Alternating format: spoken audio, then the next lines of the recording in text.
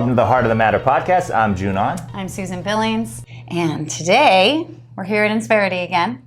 Thank you to Insperity for giving us our podcast studio. And we're glad you're here. Make sure you like and subscribe after this video. We're excited to introduce Carlos today. Thank you Carlos for coming. Mendez, appreciate you being here. Yeah, I'm really excited because I love asking the questions. So we're going to just jump right in and learn all about you. So let's start when you were 2, Carlos. Yeah. No, I'm just kidding. I mean, we can if you like. It's a long story. You start where you want to start. So I immigrated to this country when I was 5 years old. So if we started from 2, I was living in Guatemala at the time with my mom. It was just my mother and I. My father passed away in a car accident when she was pregnant. Oh, wow. That's... Yeah, I don't remember him, but I'm sure it was traumatic for my mom. Did you have older siblings? I have an older sister through my dad's first marriage. Okay. But So her first. yeah, so my mom's first. She actually got the news from the police on her baby shower. No. So she was having her baby shower, and that's That what I didn't know. Whoa. Yeah, Wow. that's terrible. Wow, what a woman getting through that. But at 5 years old, we decided to move to the U.S. We moved to the Bay Area. So we lived in San Francisco and in Oakland.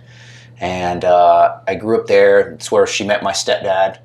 My stepdad is from Czechoslovakia at the time. It's Czech Republic now. Back then it was Czechoslovakia. They met in English school. Really? And neither of them spoke English very well, so I have no idea how. Right. How do you not have an accent? Awesome. Yeah, so we grew up in the Bay Area. I think around junior high or so, we moved out to Sacramento just because they realized the Bay Area was super expensive.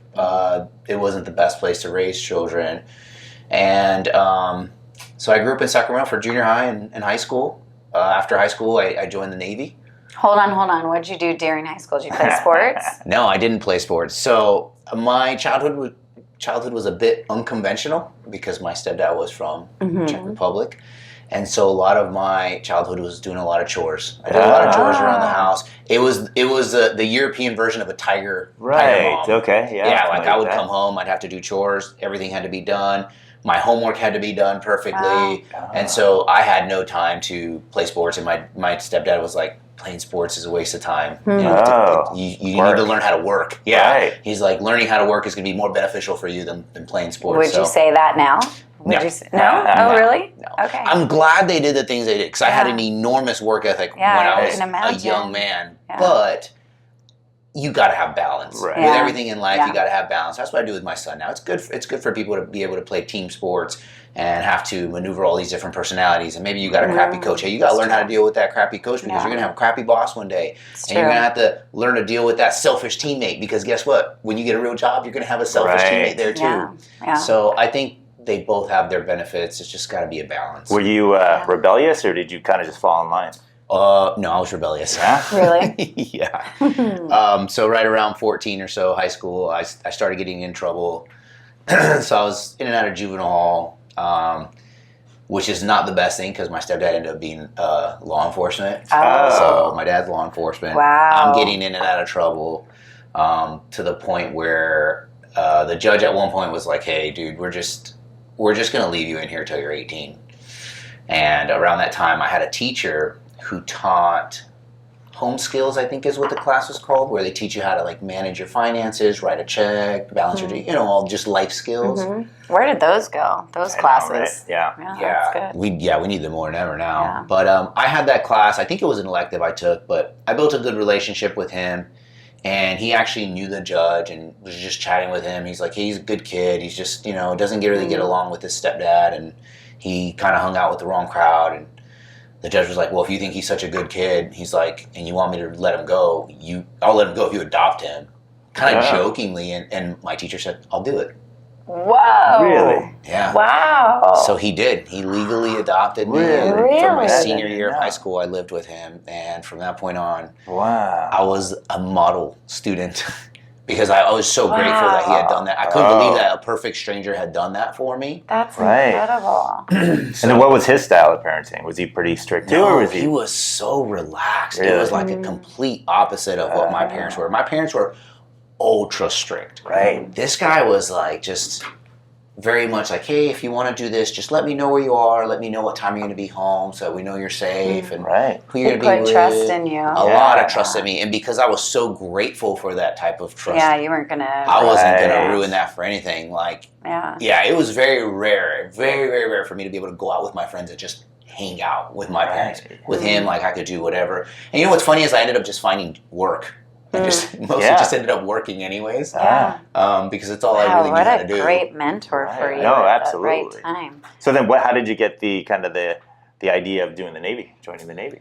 So after high school, just the way I grew up, college was never really spoken about, right? My parents didn't go. It wasn't something that, it was just like, hey, you graduate high school, you go work. That was the expectation that everybody had. And so that's what I did. Well, after high school, I started working construction. I worked construction Monday through Friday. On the weekends, I worked at Long's Drugs. I might be dating myself here. But I worked 7 days a week because, like I said, it's all I knew how to do. I enjoyed working. It's what I thought you do. You just work. And I realized, the more I work, the more I get paid. So that's all I did. And right around that time, I ended up renting a movie. So Long's Drugs had like VHS tapes. And so on a Friday or Saturday night, I would go rent a tape. And one day I picked up the movie Navy SEALs. Oh, yes. With Charlie Sheen. Yes. And I watched that movie and I'm like, man, that's pretty awesome. I wonder if that's a real profession. Yeah. So I went to the library and I did some research. And I'm like, this is a real job. And then I started really looking into it. Like, what do I have to do? And they were like, hey, you just got to join the Navy. Anybody can do it as long as you can pass the training. And I was in. I went to the recruiter's office, said, this is what I want to do. How long from that time of that idea to going into maybe 2 to 3 months. Really? That fast? Quickly. It was and no info. You have no, nobody from the Navy or team. So the only thing that I had, there was a teacher in high school who was a Navy vet. And I remember him talking about Navy SEALs. He was on a ship in the Navy, but he would always talk about them with such reverence. Like, man, these guys are so squared away. They're super smart. They're super tough. But I never put it together. I had just kind of was like, oh, cool. I don't know who these guys are. I had no aspirations of being in the Navy whatsoever in the military period. So I didn't pay much attention. But as I was watching that movie, I'm like, hey, these are the guys that Mr. Pryor was talking about. And then I put it together. And it went really quick. Wow. Really quick. I was like, man, that's what I want to do. And then I read the attrition rate, right? The attrition rate is anywhere from 75 to 90%, depending on what time of the year you go. And if I'm being honest, that's what attracted me to it. Really? It was the challenge. It was the challenge, for sure. Yeah, the competition part. Which most people say, right, that go through BUDS, it's a mental game. You can be in physical shape, but it's a mental... It's how strong are you mentally? 100%. We had people there that were Division I athletes, and some of them were some of the first to quit and go. And so that was the other thing that attracted me to it. Like, nobody cares who you are, where you came from. Nobody cares about anything that you've done. The only thing that they care about is, can you do this job? That's it. And I love that because I felt like that was my opportunity to kind of make my place in the world, if you will, without anybody judging me where I came from. That's such a great message for anybody, really, who's kind of had a past but have had to endure it and are strong getting through it. They know they can start fresh and go into some training like that. I think that's just amazing. Well, kind of looking back too, the way your stepfather raised you and kind of the way your mom did, I mean, that obviously kind of shaped you, right? I mean... I was ready. Even for the Navy when I went, they're not called drill instructors in the Navy. I think they're called like RDCs, but they're yelling at you and stuff. And some of these kids have never been yelled at. For me, I'm like, that's normal. That's a Tuesday. That's a Tuesday at my house. Come on. And my dad was way scarier than you. So boot camp was a cakewalk for me. Really? And the discipline part of it too, right? Because that's all I grew up was very disciplined. Everything was very detail oriented. Right. Like at home, like if I did the dishes and there was one dish that was dirty, all of them came out. Right. Wow. So you had been trained. If my homework wasn't done right, do it over. Really? So that attention to detail was already there. So when they're trying to teach you all that stuff, I'm like, yeah, this is good. I felt right at home. Well, so when you were going through it too, I mean, did you play mental games? Like, what were you thinking about at that time? Were you just, like, how did you kind of overcome those obstacles? Was it you being pushed by your parents and you're like, I'm going to do this? Or like, I think it was, I don't have anything else going on. Yeah. If I'm being honest, like, okay, if I don't do this Navy thing, like, what else am I going to do? Go back to work construction on the jackhammer, for 14 hours a day. It wasn't appealing from anything that I had going on in my past life, just wasn't appealing to me anymore. Sure. I'm like, there's only one path, and it's to keep going forward. Wow. Okay, but what was the most difficult? Like the most difficult challenge? Was it lack of sleep?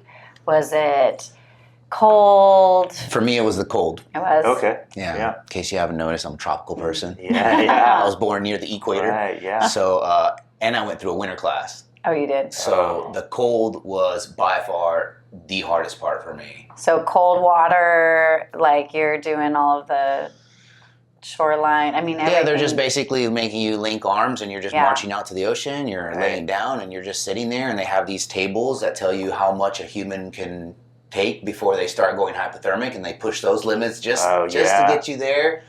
Unless someone does go hypothermic first, right? Then they'll notice, and they'll pull everybody out. They'll warm you up doing exercises, and then you go right back in. And it's just a cycle. Well, you're constantly people wet start breaking. out there, right? Wet and cold. Yeah, Yeah. Yeah, like when you're going through Hell Week, it's weird because you actually don't even know what warmth is anymore. And when you're done with Hell Week, I was hot all the time. I couldn't sleep with a blanket. Not even the thinnest of sheets. It was just too hot for me because I had just experienced cold for 5.5 days. Like, so what is the time period? What's the entire process? So I'm sure it's changed since I went. But when I went, it was a 6-week period of what's called pre-buds. Right, they're just getting you ready. They're showing you all the different exercises that you're going to be doing. You're working out, and then buds itself is 6 months long.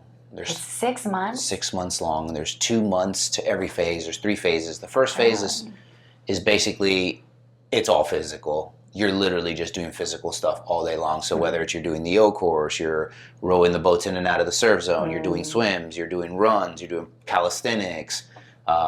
It's just constant, right? And then that's where you go through Hell Week, which is what everybody really knows about when they hear about our training, which is the 5.5 days long with about 2-3 hours of sleep for the entire week. Once you finish first phase, you go to second phase, and now you're still working out, but now you're starting to learn things. So you're doing open and closed circuit diving, and that's the last phase where they say, like, if you make it through this, there's a really good chance you're going to make it because you have to go through what's called pool comp, right? Where they're basically putting you underwater with all your equipment, and they're ripping your hoses off, they're tying them in knots, they're spinning you in circles, they're blindfolding you, and you got to be able to go through all those procedures in a calm manner to fix everything that's going on, and that's I would say is the last separator of like people panicking. So the saying is, if you can make it through pool comp and second phase, then unless you really do something stupid, you're probably gonna make it. That's so cool. Okay, do they take you out to San Clemente Island? Did they do that? Yeah, the whole shark dive. Yeah. They'll show you a picture, videos of great white sharks. And they'll show you how those are the breeding grounds for the great white sharks, and then they'll be like, all right, here's a 5.5 nautical swim. Get in there.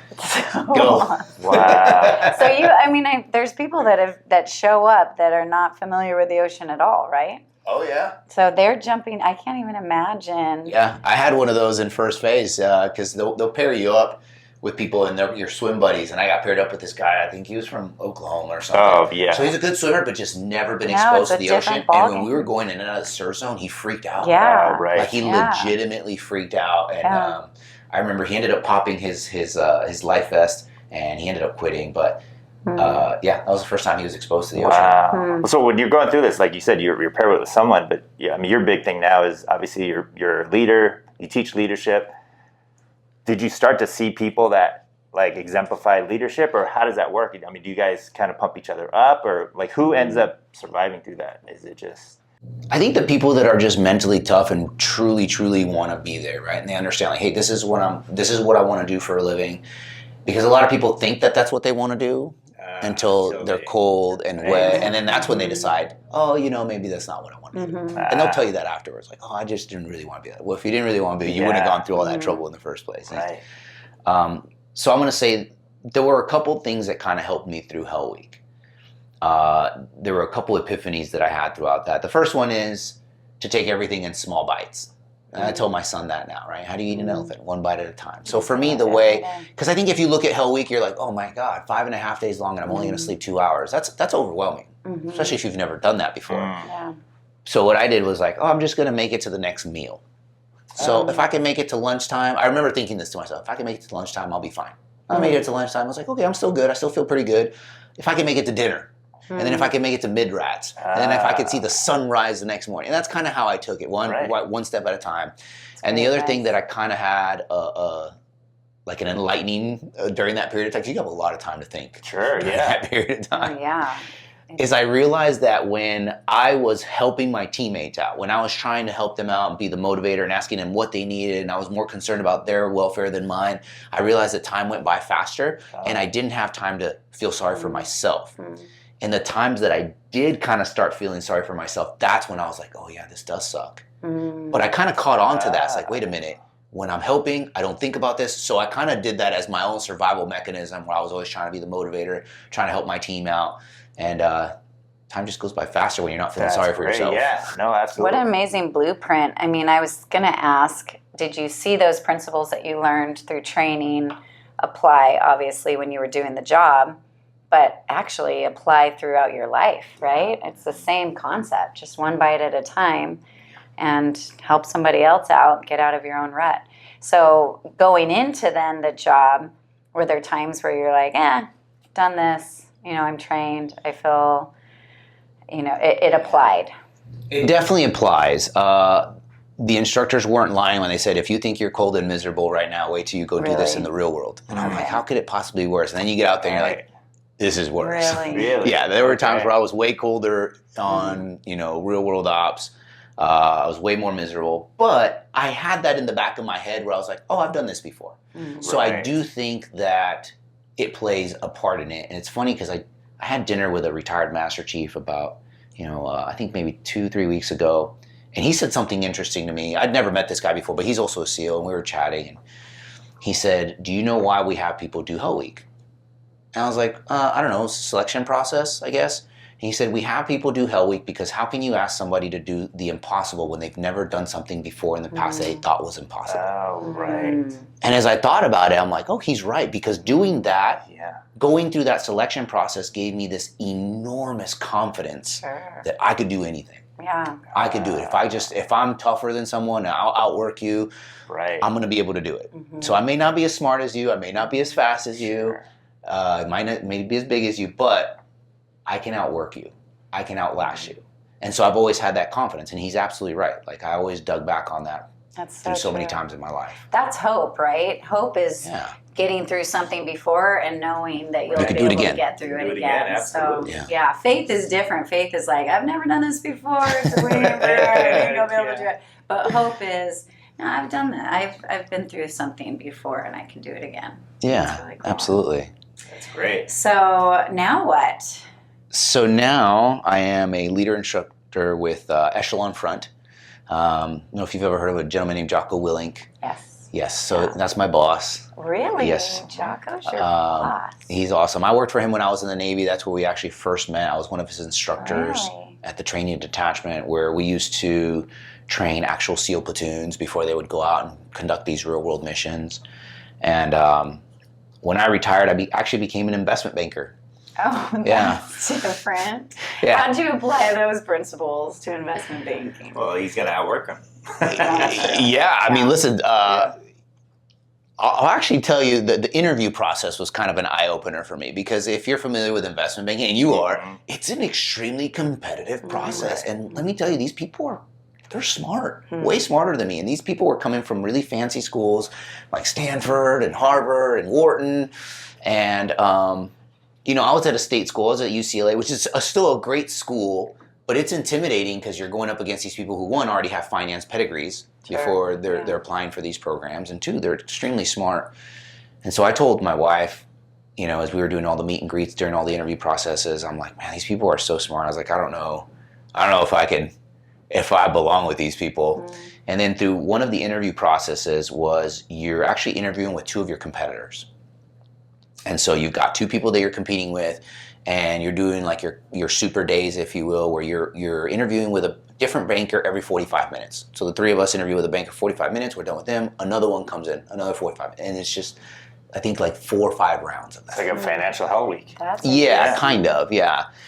And that's where I actually started to see all the soft skills and how important they were, because a lot of the questions they asked were not technical questions, which kind of shocked me. They were like, tell me about a situation where you had a boss that you didn't agree with, or tell me about a situation where you had a teammate who wasn't a good team player, and what did you do? And so I'm like, oh yeah, I've seen that before, right? I was in the Navy for 22 years. Mm-hmm.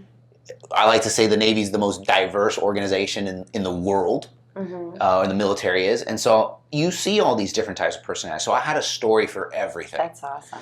Yeah. And at one point, I remember one of the young men that I was interviewing with, he's from Wharton. He was like, they asked a question, and like, who wants to go first? And they didn't want to go first. And I'm like, I feel terrible because I've been going first every time. But if they're not wanting to go, I'm like, okay, cool, I'll go. So I told my story. And then he goes, what am I supposed to say after that? Like literally said that to the interviewer. It's like, what am I supposed to say after that story? Going against what a great And then that's what, when I left that interview process, I told my wife, I'm like, I have a shot. I can do this. I can do this. Yes, because I can do this. Because it was practical. Yeah. It was you were doing practical, implementing these things in a practical way. There's one thing to be book smart, but there's another thing where you have someone who can outthink and come up with a solution. Yeah. You know, a lot of people can't. They can't solve problems. Well, plus, I feel like, too, you've excelled because you went in enlisted, right? And then became an officer. Yeah. And that's rare for a team here, right? So. Yeah, it's not common. Yeah. Yeah. So, I mean, you've been able to kind of think out of the box and be able to be creative, be intelligent, work, outwork people and get and understanding like where you could be the most benefit to the team. Because when I went in as an associate, right, which is post MBA. And I'm not going to say all, but a lot of associates go in thinking, I'm an MBA grad, I know more than this analyst, and they kind of have that aura about them. And just being in the teams in the military and just being in so many different positions, I understand that sometimes you're going to be in charge of people that know more than you. Right. And I was under no impression that I knew more than my analysts. Like, I was like, hey, how do you guys think we should do this? I was always asking for their opinion. Having the humility to understand that they know more than me. Having the humility to understand, because some of my managing directors were younger than me. So it could have been really easy for me to say, you know what, I was in charge of more people than you, or I've done this and I've done that. But all those lessons that I had learned in the teams in terms of being a good team player, being humble, seeking other people's advice and seeking other people's plans and learning from them, listening before you actually give your plan out, it helped me out tremendously. Wow. Because I understood how to navigate all the different personalities, and I understood exactly where my place was. My place was to facilitate the deal in any way possible. So great. That's such a humble approach to life in general. My dad was in the military, and he always said, you need to know how to lead, but you also need to know how to follow. And both of those things in life, you just have to think, hey, am I in a leadership position right now? And if I am, I also have to have the humility to say, what do you think? And follow other people and learn from them.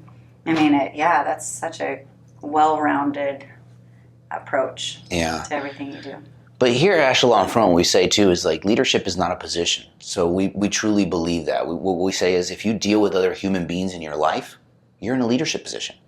Even if you're the lowest person on the chain of command or the hierarchy, whatever you want to call it, if you're the bottom person front line in charge of nobody but yourself, you still have the ability to lead, because leading is just simply the ability to influence the people around you. Right.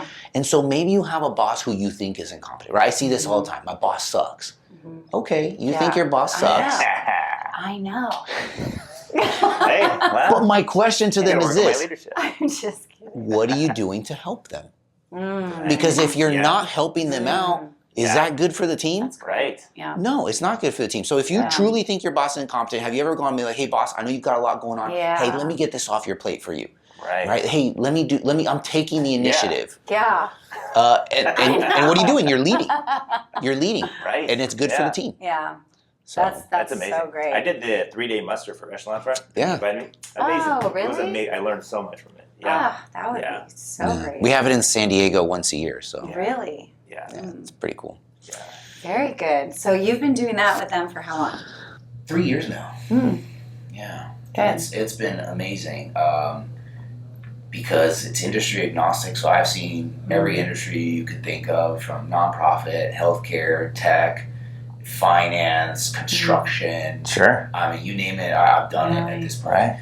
And I think the eye-opener for me is that everybody has the same problems. Oh, really? Okay, yeah. Because in the end, you're dealing with human beings. Yeah. True. Yeah. And one of the things I like to say is it's extremely rare that we've come across a technical problem that we can't somehow solve. right? Wow. There's a formula somewhere. There's some due diligence we can do. There's someone we can ask. The majority of the problems we come across deal with human beings. And it's kind of funny when I talk to some organizations because they're like, Carlos, our industry is very unique. Oh, they always try to, yeah. Yeah, I always get that. And in my head, I'm like, cool, I've heard this before. You know, we have people who have very big egos in this industry. And I'm thinking to myself, like, dude, I was in the SEAL teams and then I became an investment banker. Yeah, there Two you go. professions where you have some Yeah. very big egos. Yeah. So yeah, anything you throw at me at this point, I've probably seen it. So do you do personal, okay, this is fun, but you know how, I mean, profiling's somewhat a thing, especially when you're in, you know, personality typing. Can you read it like a book after all this time now where you can say, I know what that person's Or coming do you to have the to see table them with. in action to see the type of personality they are? So I think the human tendency for me is to be like, yeah, I've seen this before. Mhm. But Jocko says something to me that has always kind of stuck with me. He's like, anytime anybody asks you a question, treat that question as if nobody's ever asked you before. Oh. Because if you treat it that way, then you're going to ask some more questions. Because there have been times where, like, You know, we're human beings. I'm a flawed Right. human being. So I hear somebody start telling me, I'm like, oh, I know where this is going. Mhm. I'm like, no. I gotta listen to everything they say. I gotta ask some more questions. And there have been times where it takes a left or a right turn. I'm like, oh, I didn't see that coming. So sure. for me, I like to ask a lot of questions. And I think those questions have to come from a genuine curiosity, and you can't have that genuine curiosity if you've already made your mind up about True. what you think Yeah, that situation that's is. That is So- true. That's how I approach it. Yeah. Well, so then, I mean, the concept of kind of using the things that you've learned during your time with the teams, obviously it's been going on for years, but is it relatively new where it's being applied to business? So I think what we do here at Echelon Front is we simplify it. Because a lot of the things that we talk about, and I say this when I do a keynote or I teach a workshop, the things I'm going to talk about today, they're not these mind-blowing epiphanies that you've never heard of before. They're things you already knew were the right things to do. All we're doing is giving it a nice, simple structure so that when you are having leadership problems at work or at home or in your community, you can kind of go back to those things. Okay, is this a relationship problem? Yeah. What's my relationship like with this person? If it's not good, then I need to do a better job building that relationship, especially if it's someone that I actually don't like. And that's not our Right. human tendency. Yeah. Now, the thing that makes leadership difficult is the principles that we talk about and the mindsets that we talk about, they go against our human tendency. That's what makes it tough. So let's take, for example, the first principle that we teach. The first principle we teach is cover and move, which in the military is a gunfighting tactic. But really, if you boil it down, it's teamwork. If you think about it, though, why do we have to teach teamwork? It seems like common sense. Well, we have to teach teamwork because inherently, as human beings, we are selfish, right? We're selfish. We're put in teams. We're split up into different regions, different departments, different divisions, and because we're selfish human beings, that's our nature. We tend to only worry about what our metrics are, what our resources are, what our team is doing, and we tend to do this, and we forget about where we fit into the bigger picture. Not on purpose, just because it's our human nature, our self-preservation to worry about the team that we've been put in. But that's not good for the overall team. And so what we say is, how do you fight that? You start building relationships with people. And for me, the way I look at it is if there's someone who's difficult, who's maybe challenging, I kind of look at it as a challenge. Cool, I'm going to win this person over. Yeah, right. Because anybody can be a good banker, anybody can be a good engineer, but man, when you find someone who can navigate difficult personalities, that's a true gem. And they're good at their job. Right. That's someone you want to retain. So we go down the principles, right? Being simple, clear, and concise. It goes against our human nature. We're complicated. We like to make things complicated because we're human beings, and we have an ego, right? We like to show people how smart we are, how much we know, so we tend to make things more complicated than they really need to be. Prioritize and execute, which is decision making. What's our human tendency? How do we make decisions?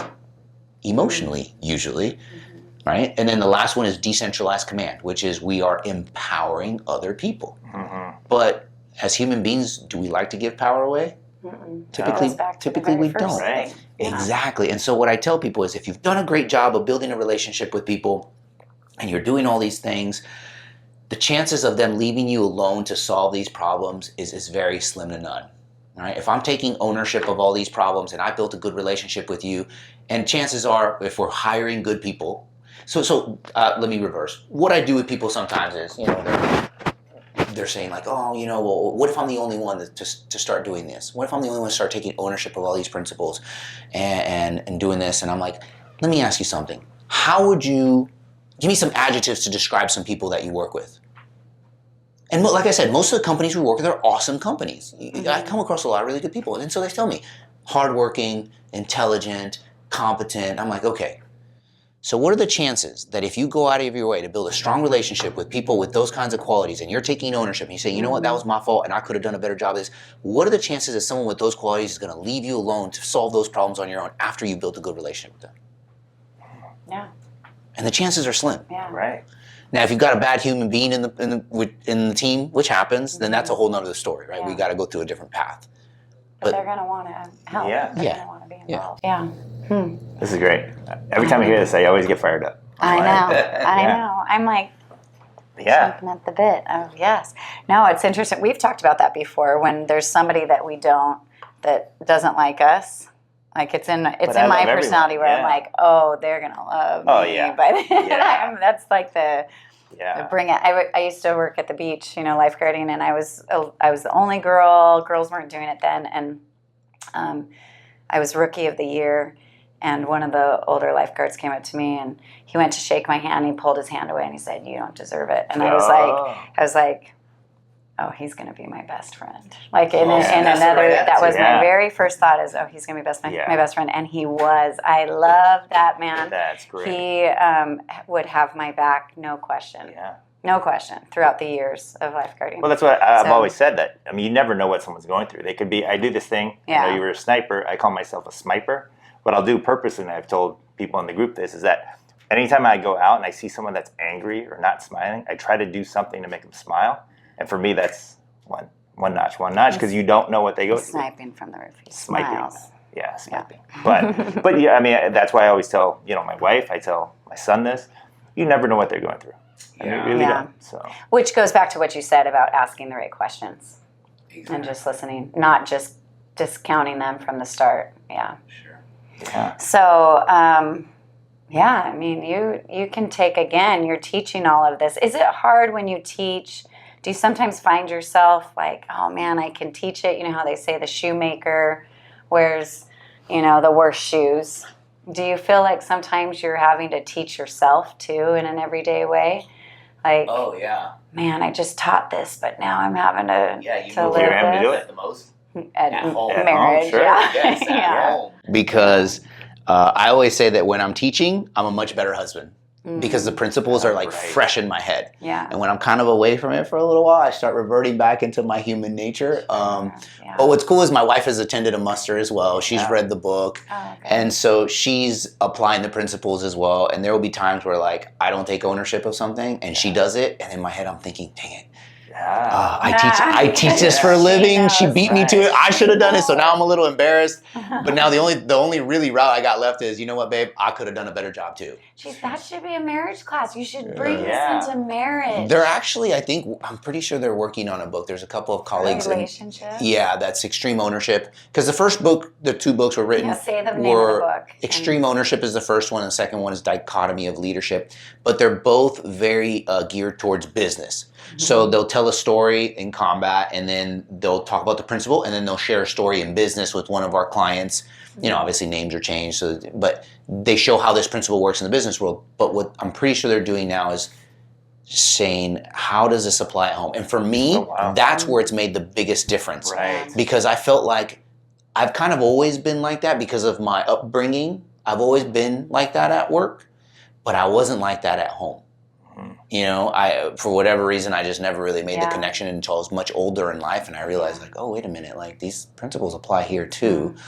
And I kind of tell the story sometimes in my workshop where there was a point in my marriage where, I was like, you know what, I'm gonna apply this.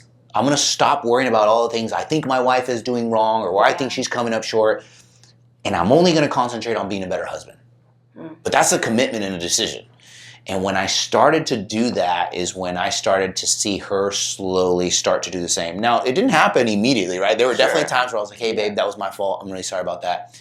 I didn't do a good job of X, Y, and Z, and I could have done this better. And she's like, cool. Thanks for taking responsibility. So awesome. And then in my head, I'm like, no, now it's your turn, right? Like, that's how it's supposed to work. Yeah. And it didn't work out that way at first. It takes time. But what I say is, if you married a good human being, which I did, and if I didn't, whose fault is that? Yeah. That's my fault. Yeah. Okay, but I did. I married an amazing human being. If I married a good human being and I'm taking ownership time and time again, that person can only stand by so many times and watch you do it before they're like, you know what? I could have done a better job of it too. And that's how it happened. Like I remember this disagreement very vividly when it happened for the first time. We were having a disagreement about something. I said, you know what, babe? I did a terrible job of explaining that. That's on me. I did a horrible job, but we're actually on the same page. And she says, you know what? That was actually my fault. I should have asked. Oh. And I was like, oh. Oh, inside you're like, oh, this was nice. Working. Yeah. So, Yeah. Well, and it goes back to what you said is if you're putting in, you know, and your teammates are smart and they're doing all these things, they're going to, like you said, what's the percentage of them wanting to help you? They're going to be, they're going to want to help you.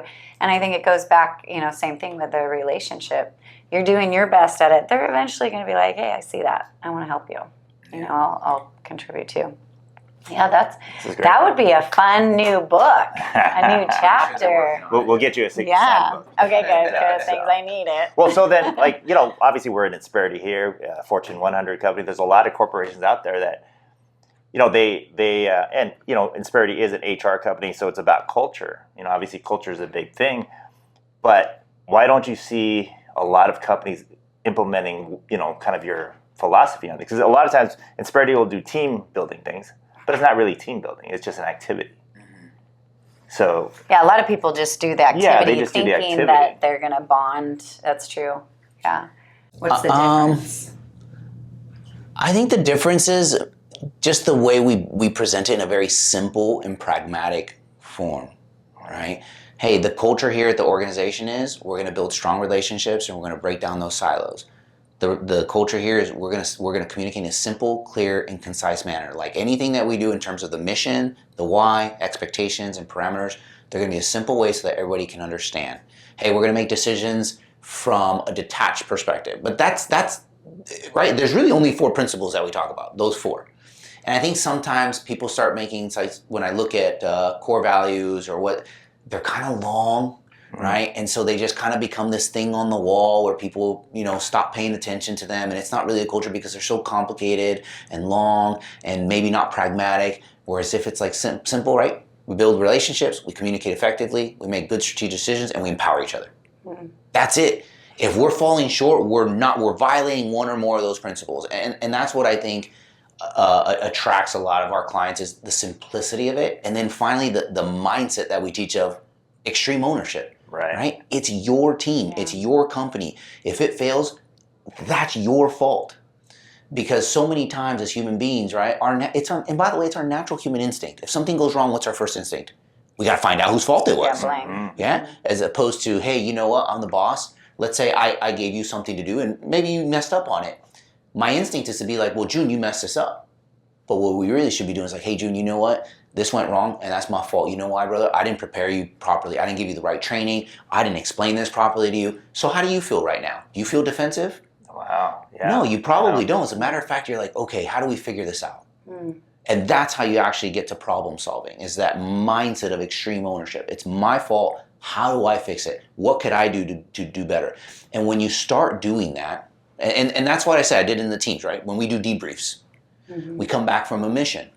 The first thing I do in that debrief is, hey, you know what, team, on this mission, we didn't go to the right extract point because I wasn't simple, clear, and concise. Next time we do a debrief, hey, we didn't meet this mark because I didn't do X, Y, and Z. Now, as time progresses and I start to use that decentralized command, I'm going to say, hey, Susan, next time you're going to run the debrief. Or June, next time you're going to run the debrief. How are you two going to run the debrief? How are you going to start it off? The only way you've seen it done, which is by doing what?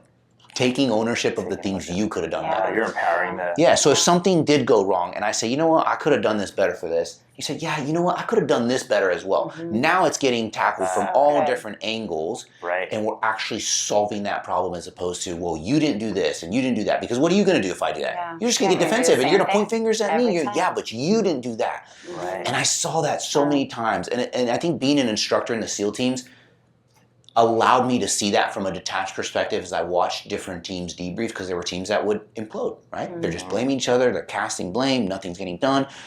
And then there would be the teams that were like, hey, yeah, this went wrong, but you know, I could have done this better. And then the team's like, I could have done this better. It's like, boss, hey, boss, that wasn't actually your fault, that was my fault. I was actually in charge of that, but I'll do this. And those were the teams that would progress much faster than the other team. The power of good leadership that way. Yeah, that's amazing. Yeah, and if you're willing to learn, because I'm sure you've seen people that are stubborn, they don't really try to learn, and they fight it, and I see that too. Almost like I see that when after I'll teach a class or a keynote, they're like, "Yeah, this was awesome. I wish Fred was here because Fred really needs this. I already do all this stuff, but Fred really needs this." And I'm thinking to myself, like, I could have done a much better job of teaching this course. Right. I heard a speaker one time say, he's talking about all these great principles and qualities, and he said, and if you're thinking in your mind right now, you wish so-and-so was listening to I this. say that too, yeah. It's for you. I love that, because you do. You're like, I wish so-and-so was hearing this talk. And then all of a sudden you're like, okay, it was me. Yeah. That's really good. I was going to bring up, because I'm involved in this organization that helps women in business bring the feminine aspect into almost what's been a masculine system. Yeah. So business has ran more on a masculine platform. And I find a lot of times with women, we struggle with, that's not how I think though, and that's not how I work in my best way. How do I bring that into this system that functions in this way? But it's fascinating listening to you, because I'm like, wow, you have such a balance. You have such a balance of bringing in that listening. You said feel multiple times. Like, how did that feel then when you did that? And it seems as if what you're speaking to really caters to both the way a woman, that feminine mind thinks and a masculine mind thinks. Do you work a lot with women in business, and have they resonated with this strategy? Yeah. So one of my favorite things is when I go teach with a client, and it's usually the women that are like, hey, I was really skeptical about you coming in because I heard Navy SEAL. I thought it was going to be like you were going to be very direct and yell at people. And the women say, I was pleasantly surprised at what you were saying. Yeah. That it was very, like you said, they say it's very balanced. Yeah. So we do work with a lot of women, but we also understand that because we come from a military background, it could be a little bit intimidating, and maybe they can think that. So we started to actually do a women's assembly now. Oh, really? Yeah. So our CEO, Jamie Cochran, she runs it. She's awesome. She and the rest of the women on our team started a women's assembly. So it's kind of like the muster, but it's just for women. Really? To kind of open that door up, right? So it's not such an intimidation factor, because we do have women in the muster, but it is overwhelmingly men, right? Because it's a military thing. And so we started doing that to open up the doors and show them, like, hey, this style of leadership, these principles apply to everyone, whether you're a man, whether you're a woman, because leadership is pretty universal. Yeah, absolutely.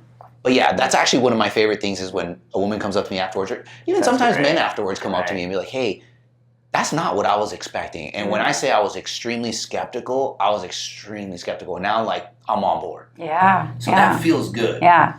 No, it is. I've been hearing the verbiage, and I'm like, wow, it's such a balanced, great way to do balance, and that's what we need. Take it for your workshop. I'm not going to take it for my workshop. But, I come from the side, like I said, of this masculine world. That's where I always sat. But I'm a feminine, and so I love finding that balance between both. It doesn't need to be heavily weighted here and heavily weighted here. Yeah. The beauty is when you can see it from both sides, and you speak it it's very in alignment. It's great to hear. Well, it's really all about relationships, right? Whether you can deal with that. I guess that's true. Yeah. You got to understand them. And I like these principles because you can cater them to your own personality and style. So sometimes I see people fall into the trap of, especially like in the teams, right? Because everybody really respected Jocko, and so they would try to do it just like Jocko. But when you try to be someone else, you're not being genuine. And that's what I tell people. You have, to me, the most important thing as leaders, you have to be genuine. Do it the way you would do it. Build relationships the way you would build relationships. Try to be simple in the way you would be simple, right? You don't have to be Jocko, because I don't look like Jocko, right? So Jocko's a pretty intimidating guy, so even though he's a really good leader and he communicates a simple fact, guys are going to do stuff because they look at him and they're a little bit scared of it. Yeah. I don't look that way. I don't have that advantage. So I have to find my own style, if you will, of teaching and influencing. And they all work. I think the key is being genuine. When you're not genuine is when it's not going to work because people are going to stop listening to you because people are smart and they can read through you. Yeah, that is true. I love it. I love that so much. So how do people find this? If they're interested, where do they go? What do they look for? So you can just go to echelonfront.com and you can see all the different services that we have. We have the muster, which is open to everyone. We have keynotes. We have Which is workshops. highly recommended. The 3 days I did, I mean, that was really amazing. They even do a workout before. Oh, really? In the morning, so, yeah. 4:30 in the morning. Really? That's so And And you know what's funny is when I first started, I'm like, how many people could possibly show up at 4:30 in the morning workout? And I showed up when I first started, and I'm like, wow. That's cool. I'm going to say like 80% of them show up. Really? Right. Yeah, it's a lot, and it's motivating. Like the energy is, I mean, you can tell it's like a sporting event, and like that you come out there just ready to just tackle the world. And I feel like a lot of it too is when you go there, you start to get to know people there. Kind of, in a group, it's accountability. You don't want to not be there too. So it's like, that's true. Yeah. You're meeting a lot of like-minded people. And what I mean by like-minded is they just want to improve their lives. They want to improve their lives. They want to improve their coworkers' lives. They want to improve their team's lives, their families. And it's pretty awesome. So so you can go to Echelon Front. You have all the different instructors there to either do keynotes, workshops. There's retreats that they do as well, like where they'll go to like certain battles or wars that have gone on, and they'll discuss like all the different leadership lessons that have gone on there. So there's tons of different things that you can do on there. But we'll end up doing it. Don't worry. Yeah, we'll that's end up doing amazing. That. Yeah, that's amazing. Well, before we go, I also want to talk about your jiu-jitsu brown belt, right? Yeah. So I bring it up all the time because I feel like you can use that in personal life, you can use that in business and everything like that because again, you always see people trying to force things. They force relationships, force things. With jiu-jitsu, you've seen it. Someone forces it, you're going to get caught, you're going to get hurt. Yeah. But if you flow, let it go, learn the technique, and then be humble. It's okay to tap. People that aren't humble, they end up getting hurt. So, again, what got you into jiu-jitsu? And then, were you in the Navy when you started it, or was it recent? Yeah, so I got into jiu-jitsu, I think it was 2010 or so, when I became an instructor because I had a little bit more time on my hands. And I'd always done Muay Thai, and I was like, I don't want to roll around on the ground. I just want to punch someone or kick. And the way I actually got into it is I took my son.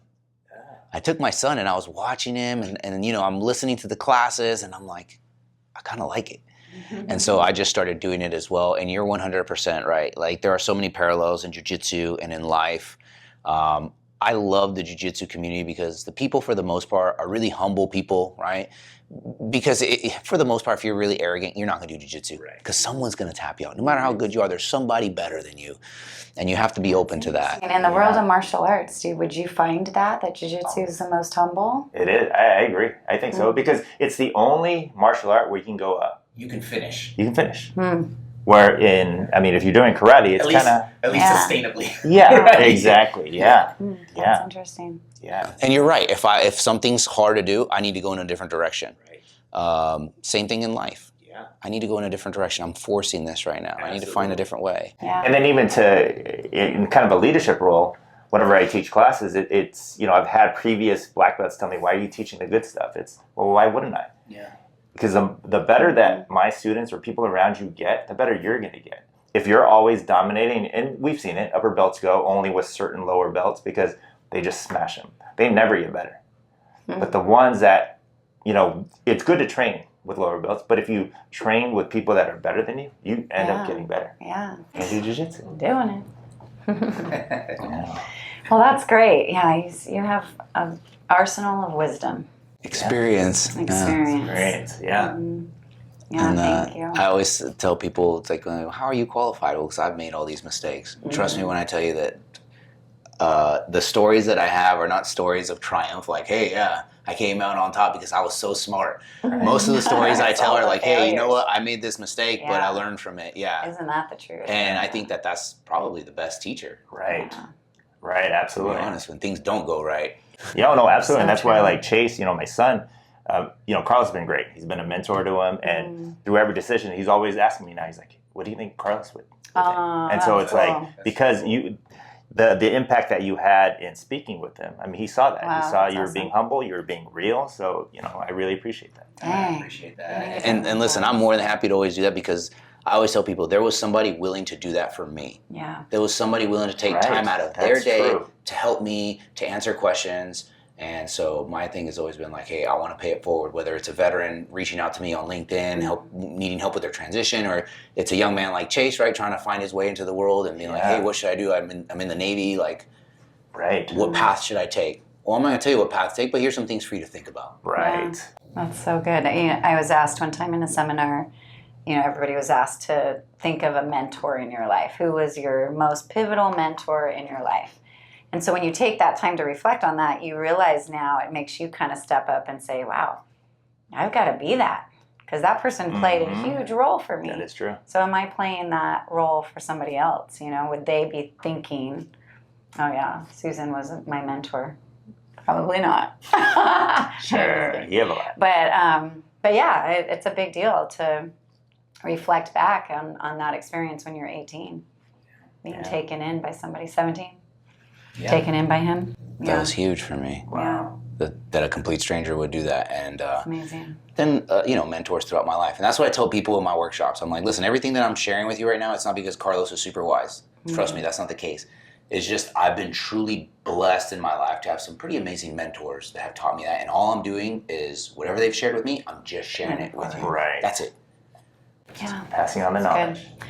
Well, Jocko's a really great mentor. Jeez. Yes. He's awesome. That's a great person you aligned yourself with. So, well, thank you. Yeah, thank you, Carlos, for again. sharing with us. I really appreciate that. Yeah, like and subscribe. These are the kind of conversations we're bringing to you. It's really These are great. people in the community, and again, that's what the group's about. That's what Heart of the Matter podcast is about. Yeah. Thank you for being here, and we'll see you. We'll see you next episode. time. Thanks a lot.